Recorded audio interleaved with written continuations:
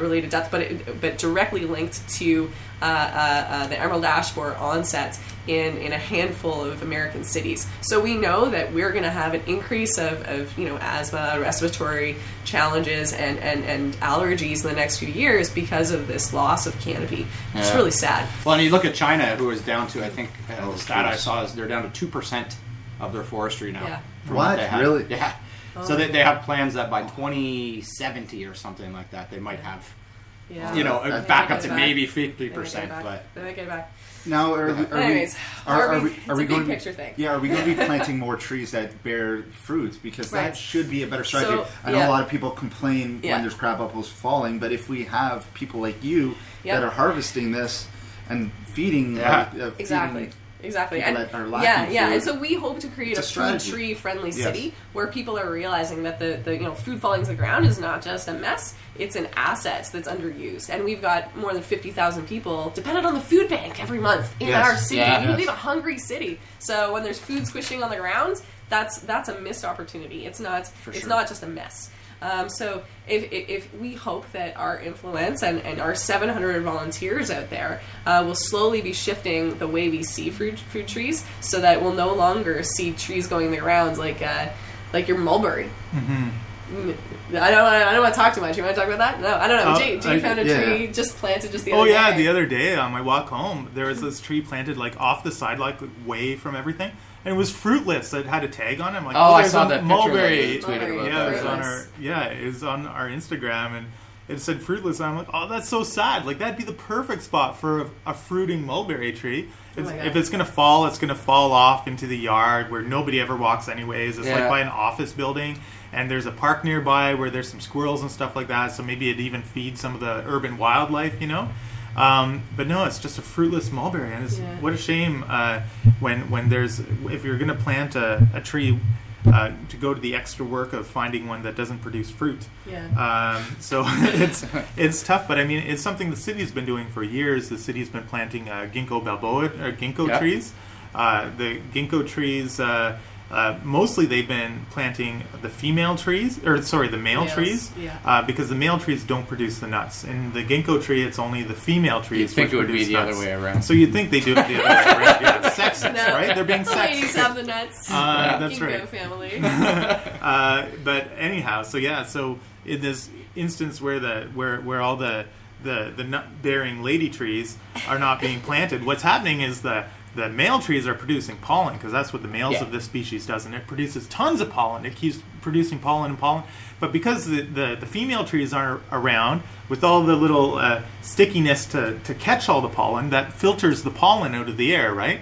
Well, they're not around to do that anymore. So what we're finding in modern urban cities is a huge amount of pollen that's not being filtered out of the air, which is leading to even more instances of asthma and allergies, which is a big problem. Which forces more people inside. And that's right. Terrible. And it's directly attributable to things such as forestry planting policies. It's incredible that such a tiny thing like, what list of trees are we going to plant, or what list of trees can we be provided from our suppliers to plant? Is it a cost issue perhaps with some of these? I have to assume that a male and female plant are probably the same cost.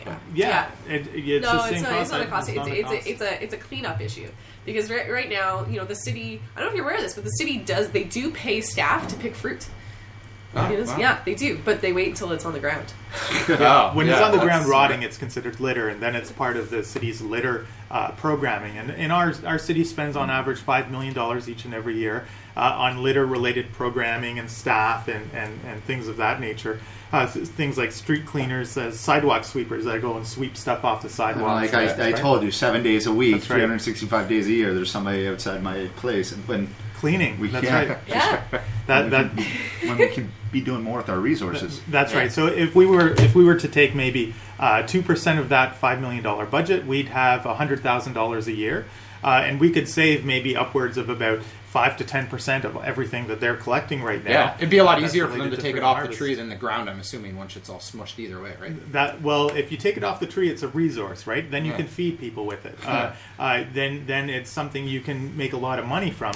If it falls on the ground, then even if it's still good to eat, you're not allowed to eat it according to the Ontario government. They have best practices in fruit handling and stuff, and it may come in contact with like dog feces or something like that, E. coli. So you're not going to eat it if it's on the ground,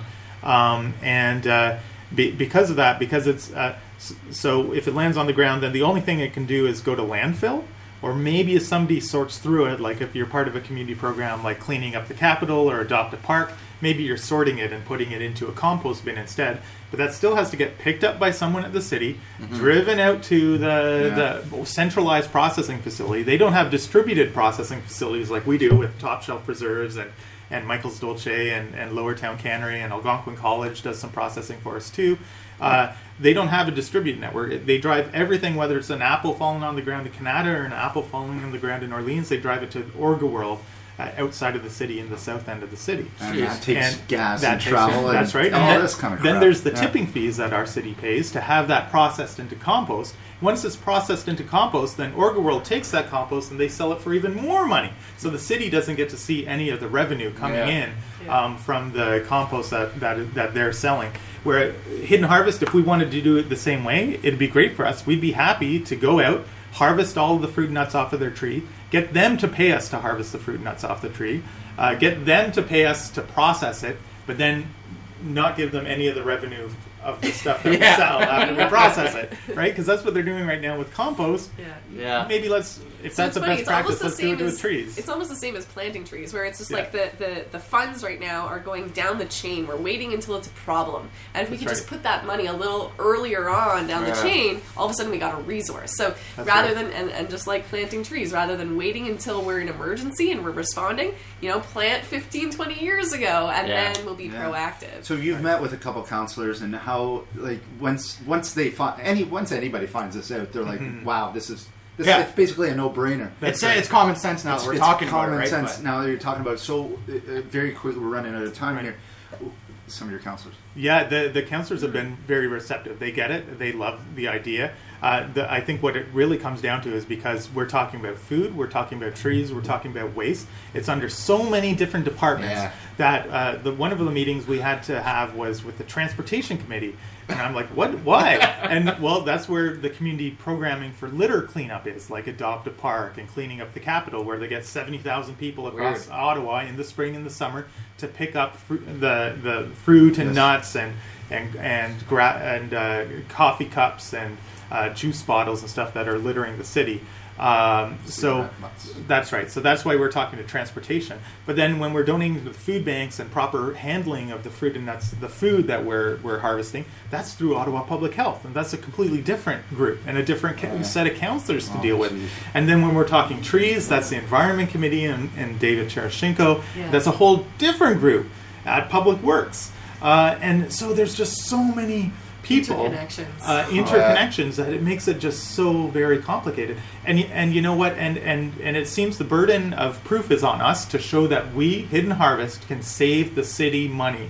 And to be honest, sometimes it's just cheaper to sweep it off the ground in a street cleaner and send it to landfill. Because that's the system we have. Because that's the system we have, and I have to somehow, the burden of proof seems to be on Hidden Harvest to prove that it'd be more efficient to take that same food and feed people. So you have to do $500,000 studies with with people that figure out the health benefits from the future. We haven't figured that. We have to do this. We haven't figured that out. And the other issue is a lot of it's already been tendered out. So a lot of those street cleaning contracts or park maintenance contracts and things like that have already been tendered for the next 3, 4, 5 years. So.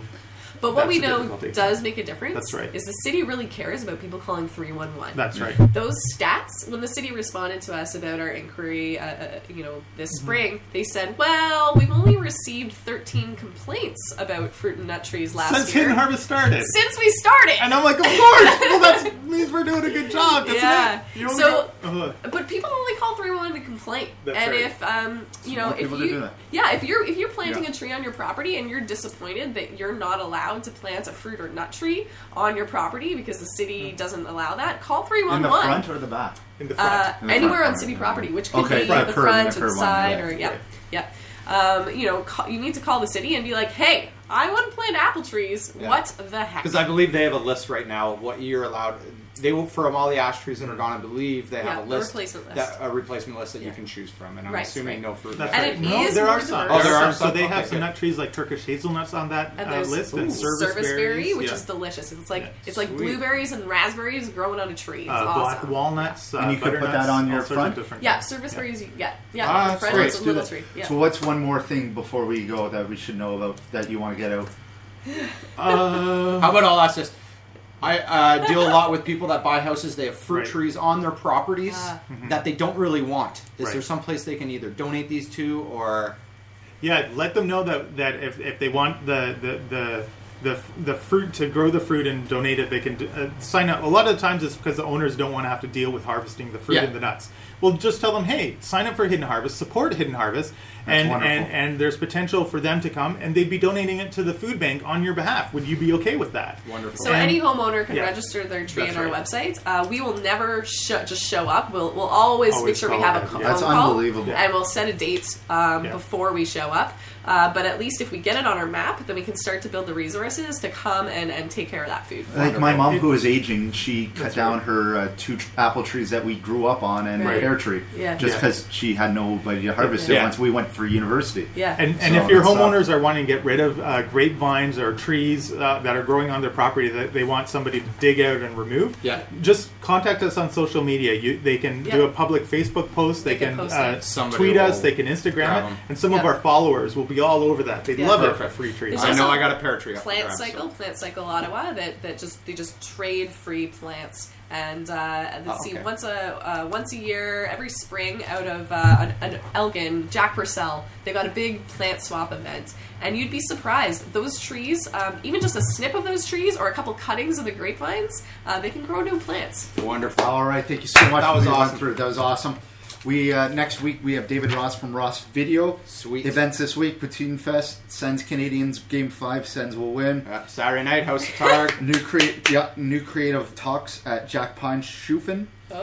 Steamers are at Mugshots, Kale Matson, Targ on Friday. Warehouse Party, Makerspace North. We got a Maple Festival at the Farmers Market. Are you guys going to be at the Farmers Market this year with booths? We're on May the 9th. You'll find us at the Main Street Farmers Market. Yeah, just for Andrew's birthday. I'll be awesome. Museum of Nature. Museum of Nature. Yeah, so that's coming out too. So Sunday Night Roast at Poor Boy at Michael Jackson. Sweet. One last song from Bearshark. Thank you so much. Thank you so much, Jay and Kat. Hidden Harvest at Hidden Harvest. Bye.